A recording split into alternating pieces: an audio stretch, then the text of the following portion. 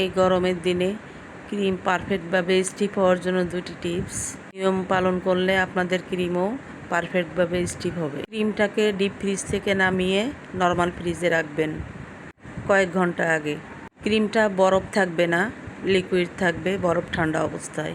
স্টিলের বাটিতে বিট করার চেষ্টা করবেন। আমি বাটিটা ও বিটারের কাঁটাটা 2 ঘন্টা আগে ডিপ ফ্রিজে রেখেছিলাম। আর কেকটা ডেকোরেশন করার জন্য আমি একটা বোর্ডে কিছুটা ক্রিম লাগিয়ে নিচ্ছি যাতে কেকটা সরে না যায়। সিরাপের জন্য আমি 80 গ্রাম পানি নিয়েছি ও 1 চামচ চিনি দিয়েছি, কারণ আমি হোয়াইট চকলেট দিব কেকে, আর হোয়াইট চকলেট অনেক মিষ্টি থাকে।